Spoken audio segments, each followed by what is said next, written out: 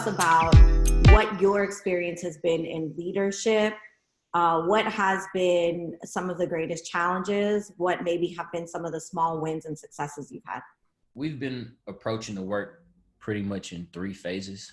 Phase one and two have been primarily around uh, access and equity. So, phase one was centered around one, making sure that we were able to launch a successful meal distribution program from various locations around the city, as well as technology distribution. I think up to this point, we've distributed about 6,000 Chromebooks to our students across the city of Houston to make sure that they're able to access the online resources we provide. Phase two primarily focuses on contact and communicating with students and families, making sure we conduct multiple wellness checks with each family a week. Ask about parents, ask about siblings, just make sure the household has what they need to be successful. And it's about identifying and ensuring students have access to various resources. So teachers were directed to set up their Google Classrooms. We set expectations for attendance taken, for quality of work, and grading. And then phase three will start around April 20th, in which we seek to execute our GVLC, our Guaranteed Viable Live curriculum, the curricular resources we use when we had a brick and mortar campus. We are in the process of developing a teacher portal, which teachers can access to provide those same content experiences online. So that's where we're at now.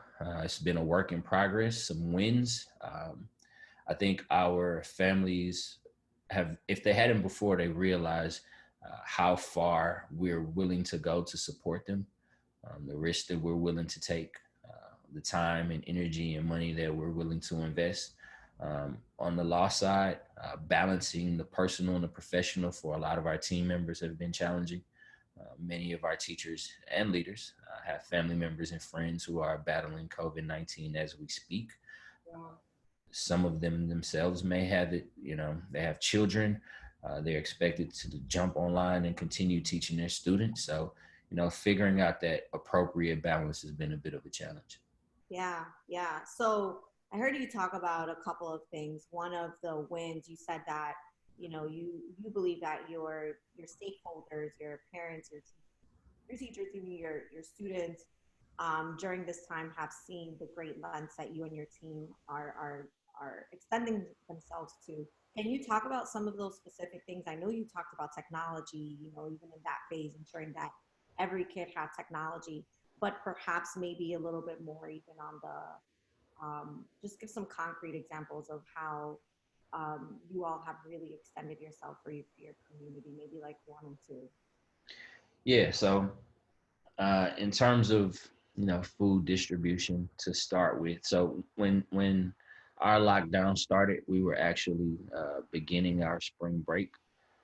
So many leaders, and volunteers, and teachers at the onset of the lockdown, chose to volunteer their spring break, um, meeting at campuses, ensuring their meals were prepared, setting up a distribution chain that was safe and sound for parents and kids to come get the materials that they needed.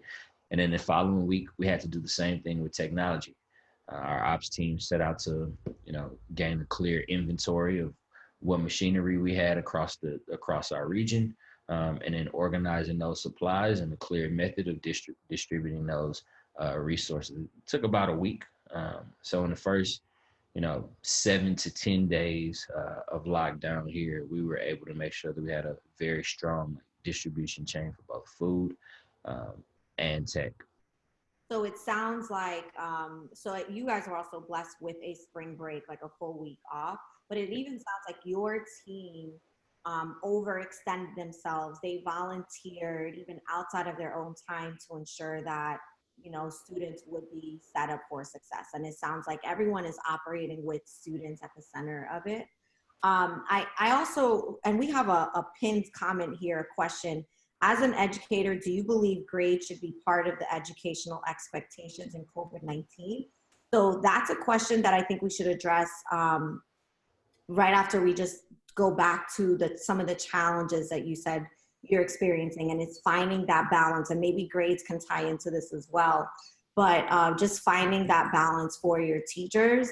And we'd love to hear from any folks out there in terms of what their thoughts are on finding balance for teachers. Maybe some things that maybe you as a leader have tried, maybe your leader is trying. But from the socio-emotional aspect, Jan, what are some things you all have tried? From the socio-emotional aspect, so many campuses in our portfolio offer several, I guess, online activities for kids. In terms of social support, students are still receiving their accommodations. If they're a student who meets the needs for accommodations, they're still receiving speech services. Additionally, our school leaders are have found ways to engage students virtually online, what we call circle, like restorative practices, uh, Okay. or group exercise time or song fest. Um, School leaders and teachers have found very creative ways to keep the community engaged. Um, Great. you know, of the 300 or so classrooms that I have access to currently, I would say about 80% of them have already thought through and implemented a plan to keep students engaged socially and emotionally. Yeah, that's awesome. So socio-emotionally, I heard you bring up restorative circles, Yeah. finding a way to do exercise virtually. Yeah. Uh, those are things that are keeping the community going. So definitely keep those things going. Dion, we have two comments, two questions. So the first one, I heard from one of your, wait, hold on. As an educator, do you believe grades should be a part of the educational expectations of COVID-19? And there is someone that said, I heard from one of your other leaders a phrase, grace over grades, and that has become our motto for this time. Yes, grace over grades was a comment that I believe it was Dr. Hullinger who spoke on a couple of weeks ago. Dion, can you talk about grades right now in this time and what you all are thinking about? Yeah. So we're not fully set on the grading process yet, or what it might entail. Personally, I agree with the mantra grace over grades. Um, but we don't have an answer for it yet. There are multiple theories and philosophies about how to proceed, and you know we're bound to do something right and we're bound to do something wrong. I think if you look at grades as a measure of mastery, then grades are absolutely necessary. Right. At the end of the day, part of our job is ensuring that we can measure whether or not students are mastering the content that we put before them. That tells us whether or not they're prepared for the next part of their academic journey. And if we don't have grades, it's very difficult to do that. How we use those grades, I think we have to be meticulously critical about. Um, but should students still receive in some form feedback on their performance? Absolutely. Yeah, that's real. Dion, thank you for just even the authenticity, your realness in that. And sometimes leaders, it is okay to say we don't have an answer yet. We don't have to jump on an answer, Yeah. and it's okay to take a step back and say, hey, you know what, our team is working on that, and here are the things that we're thinking about in this process.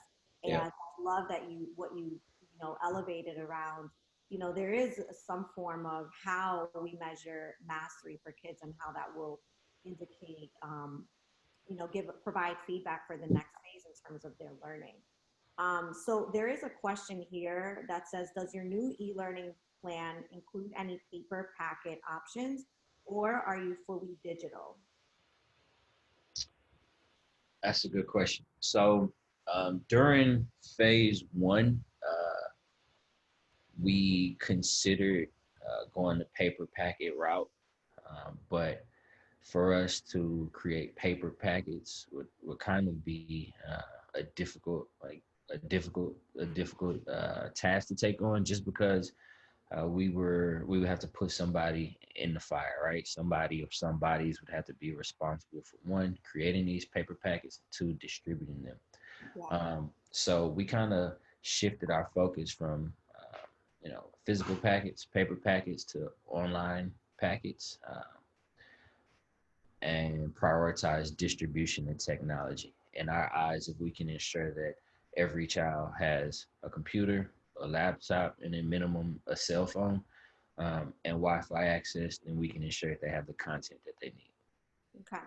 And so your team basically has worked to ensure every student has computers and technology and internet Absolutely. access. It's cool. And it's been a work in progress. We're not at 100%.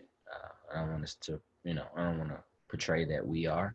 But for those students that still lack access, we're trying to problem solve around how to Cool. grant them that opportunity.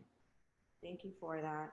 Mhm. Um, yeah, so Deion, I just really appreciate and commend your authenticity. I think so often as leaders we want to, you know, we show up because we have a weight of responsibility on our shoulders, and Yeah, sometimes we mask and we compromise authenticity and vulnerability in this time. And so, thank you for just showing up as an authentic leader, keeping it real with us around your successes. There's so many people who obviously love you, support you, and have found this talk to be helpful. So thank you. So thanks everyone and have a blessed day. Make sure to put your oxygen mask on, first. All right. Thanks all right.